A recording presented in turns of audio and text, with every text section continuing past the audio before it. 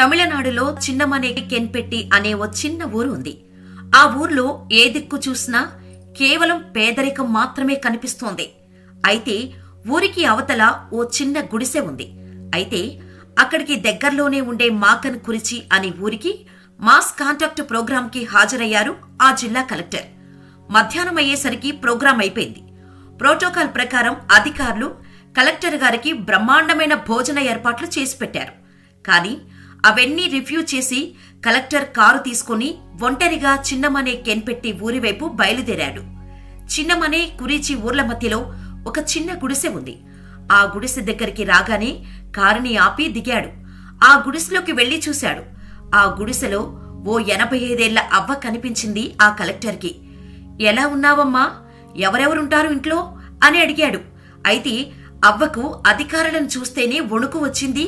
Collector అని తెలియకున్నా ఆయన బట్టలు బూట్లు చూడగానే ఎవరో పెద్ద ఆఫీసరే అనుకుని భయంగానే, అయ్యా నా పేరు రంగమ్మాల్, మా ఆయన రామన్, ఆయన ఇప్పుడే ఎటు పోయాడయ్యా అని చెప్పి ఏందయ్యా అని అడిగింది ఆ అవ్వ చెబుతుండగానే కలెక్టర్ ఆ పక్కనే ఉన్న ఓ చిన్న చాప ముక్కను తీసుకొని కింద పరుచుకొని కూర్చున్నాడు. అమ్మా, నా పేరు అంబళగన్, నేను ఈ జిల్లాకు కలెక్టర్ను అన్నాడు. ఆమె ముఖంలో అంతులేని ఆశ్చర్యం. ఊళ్ళో పట్వారీతో మాట్లాడటానికే ఆమెకు భయం, అలాంటిది కలెక్టరే ఆ గుడిసెకు వచ్చాడు. ఇక భయంతో ఏం తప్పు జరిగింది సారు, ఇలా వచ్చారు అని అడిగింది అవ్వ. అంతలోపే ఆయన డ్రైవర్, తనతో వచ్చిన దఫేదార్, ఆ ఊరి పట్వారీ, ఏరియా గిజ్జావర్, తాలూకు తహసీల్దార్ అందరూ గుడిసె బయటే వచ్చి నిలబడ్డారు. బయట నిల్చున్న ఆ ఊరి పట్వారిని పిలిచి అవ్వ గురించి అడిగాడు. అవ్వకి 2 కూతుర్లు. ఇప్పుడెక్కడుంటున్నారో ఎవరికీ తెలీదు. ఆ గుడిసెలో ఉండేది ఆ ఇద్దరే. ఒకరికొకరు ఎవరికీ పనిచేసే బలం లేదు. కేవలం ప్రభుత్వం ఇచ్చే ఉచిత బియ్యం పథకం ఆసరాగా బతుకుతున్నారు. వాళ్ళో వీళ్ళో సాయం చేస్తే తప్ప మిగతా సరుకులు సమకూర్చుకోలేరు అని చెప్పాడు ఆ ఊరి పట్వారీ. పట్వారీ చెప్పిందంతా విని అమ్మతో, ఏం వండుకున్నావమ్మా, నాకు కాస్త పెడతావా అని అడిగాడు ఆ కలెక్టర్. అవ్వ ముఖంలో మరింత ఆశ్చర్యం. ఇంకా వండుకోలేదయ్యా అన్నది. ఏం అని అడిగాడు కలెక్టర్. ఇంట్లో సరుకులు లేవని చెప్పలేక అలా కలెక్టర్ ముఖం వంక చూస్తూ ఉండిపోయింది ఆ అవ్వ. అయితే ఆ కలెక్టర్ ఎక్కడికి వెళ్లినా క్యారియర్లో తన ఇంటి నుంచే మధ్యాహ్న భోజనం తీసుకెళ్తాడు. అవ్వను గమనించిన కలెక్టర్ డ్రైవర్ని కేకేసి క్యారియర్ తెప్పించుకున్నాడు. ఆ అవ్వను ఓ విరిగిన చెక్కపీట మీద కూర్చోమన్నాడు. అరిటాకులు పరిచాడు. ఈరోజు నాతో భోజనం చెయ్యి అన్నాడు.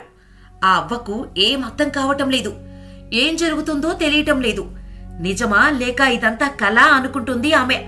అవును మరి, ఆమె ఊహించలేనిదే కదా అక్కడ జరుగుతుంది.